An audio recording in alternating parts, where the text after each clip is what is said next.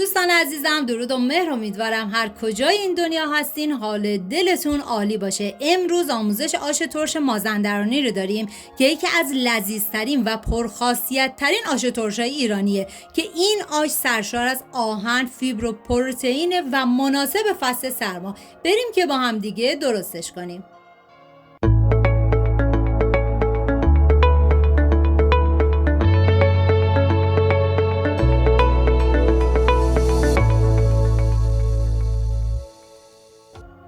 مواد لازم: نخود، لوبیا چیتی، لوبیا رشتی، عدس، لوبیا عروس، باقلای خشک، چغندر، برنج نیمدانه، سیر، پیاز، انار، آلو جنگلی، رب انار، کدو حلوایی و ادویه هم شامل نمک، فلفل سیاه، زردچوبه و پودر گشنیز هستش و همچنین سبزی آش ما نیاز داریم و سبزی معطر که من جایگزین این سبزی معطر رو براتون داخل دیسکریپشن نوشتم.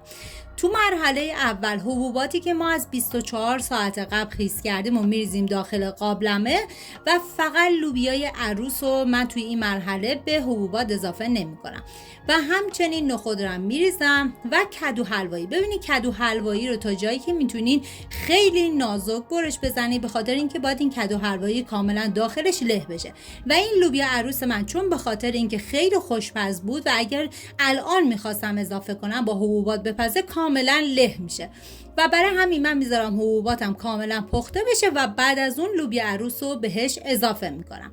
حالا آب میریزم و میذارم تا این مواد کاملا بپزه. ببینید ما همون اول آب زیادی نباید به این آش اضافه بکنیم و مرحله ای آب اضافه میکنیم. هر زمان دیدیم که آبش کمه دوباره بهش آب اضافه میکنیم. چغندری هم که ریز کرده بودم و میریزم داخل قابلمه و دیگه سر قابلمه رو میبندم و میذارم تا کاملا بپزه. توی این فاصله من انار رو کاملا دون کردم و به رب انارم اضافه کردم.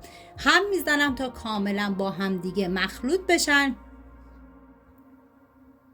و حالا مقداری آب من به رب انار اضافه کردم و هم میزنم و میذارم کنار. ببینید باقلای خشک رو ما جدا میپزیم و چون به خاطر که اگه بذاریم با حبوبات بپزه کاملا پخته نمیشه و من ریختم داخل قابلمه، آب بهش اضافه کردم و میذارم تا باقلا کاملا بپزه و بهتون پیشنهاد میکنم که حتما این آش ترش مازندرانی خوشمزه رو درست کنید. توی این فاصله من پیاز رو به صورت خلالی کاملا ریزش میکنم و سعی کنید که از پیاز فراوانی استفاده کنید و همچنین سیرم من کاملا ریزش میکنم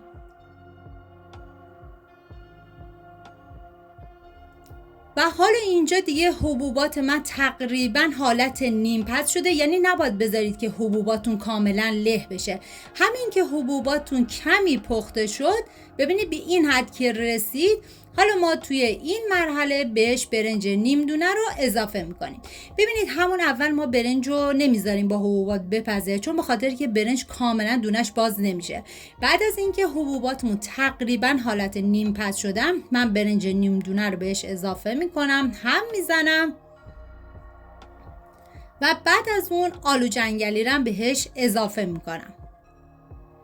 ببینید در مازندران این آش رو در شب چهارشنبه سوری میپزن و بی نهایت هم خوشمزه است و این آش ترش نام دیگهش آش گزنم هستش که به آش گزنم خیلی معروفه. بعد دیگه من سر قابلمه رو میذارم تا کاملا بپزه. بعد از اینکه پخته شد تمام حبوبات و برنج، حالا من لوبیا عروس رو بهش اضافه میکنم و هم میزنم تا کاملا با همدیگه ترکیب بشن. ببینید آش ترش یکی از غذاهای مقوی و سرشار از آهن و فیبر و پروتئینه و دلیل مغذی بودن این آش استفاده از انواع گیاهان محلی هم هستش که شامل اناریجه، زلنگ، اوجی، گزنه، کدو و چغندر و استفاده از انواع حبوباته. حالا هم میزنم تا دوباره کاملا با هم دیگه ترکیب شن، به خاطر که برنج داره باید ما هم بزنیم که ته نگیره و بعد از اون باقلایی که کاملا پخته شده رو من به آش اضافه میکنم و دوباره هم میزنم. واقعا دم مازندرانیای عزیزمون گرم با این آش ترش فوق‌العاده خوشمزه و پرخاصیتشون. ببینید آش ترش در مازندران و گیلان به روش‌های مختلفی پخت میشه و هر منطقه هم حالا یکی دو تا مورد از مواد غذایی‌هاشون فرق میکنه و کاملا متفاوته. حالا من داخل تابه کره حیوانی ریختم و پیاز رو بهش اضافه کردم، هم میزنم و میذارم تا پیاز کاملا سرخ بشه. بعد از اینکه پیاز کمی سرخ شد من تلو رو بهش اضافه میکنم که همیشه گفتم تلو روغنیه که از عصاره قلم گرفته میشه. هم میزنم تا کاملا با پیاز مخلوط بشه و این تلوی ما کاملا باز بشه. بعد از اون ادویه ها که شامل زردچوبه، فلفل سیاه، نمک، پودر گشنیز هستش رو اضافه میکنم، هم میزنم و میذارم تا ادویه ها تف بخورن و عطر ادویه ها آزاد بشه. بعد از اون سیری که ریز کرده بودم و بهش اضافه میکنم، هم میزنم و میذارم تا سیرم یه تفت خیلی مختصری بخوره. واقعا این آش بی‌نظیر بود و میگم خاصیت درمانی خیلی زیادی داره و میتونید که سرچ کنید و خاصیت‌های این آش خوشمزه رو ببینید. حالا اینجا دیگه کاملا حبوبات من پخته شده. من یه هم میزنم. ببینید گفتم چون برنج داره حتما باید چندین مرتبه هم بزنید.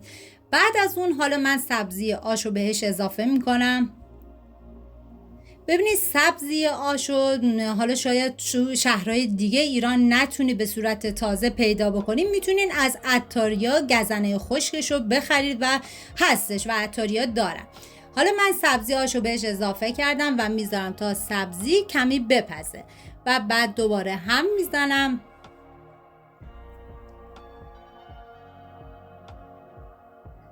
و حالا دیگه من دیدم که به مقداری آب نیاز دارم، دوباره آب بهش اضافه کردم و یه هم میزنم.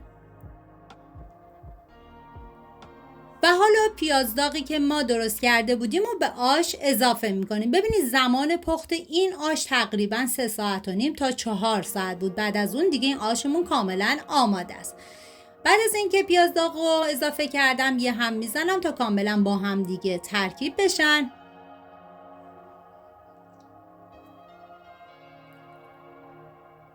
و حالا رب اناری که آماده کرده بودیم و توی این مرحله به آشمون اضافه میکنیم. ببینید رب انار رو تقریبا نیم ساعت آخر باید اضافه بکنید، یعنی بعد از نیم ساعت دیگه آشتون آماده است. حالا یه هم میزنم تا کاملا با هم دیگه ترکیب بشن و بعد از اون من سیرداغم داشتم و بهش اضافه کردم. هم میزنم و میذارم دیگه تا این آش کاملا جا بیفته. اگر ویدیو مورد پسندتون بود و تا این لحظه کانال رو سابسکرایب نکردید خوشحال میشم سابسکرایب کنید و اگر ویدیو رو دوست داشتید لطفاً ویدیو رو لایک کنید. لایک شما باعث میشه که این ویدیو در معرض دید افراد بیشتری قرار بگیره و از این طریق هم از من حمایت میکنید. اینم از آش ترش فوق‌العاده خوشمزه ما. جای تک تک شما دوستان عزیز خالی، امیدوارم درست کنید و در کنار خانواده از خوردنش نهایت لذت رو ببرید. مرسی از همراهی همیشگیتون. تا یه خوشمزه دیگر، بدرود.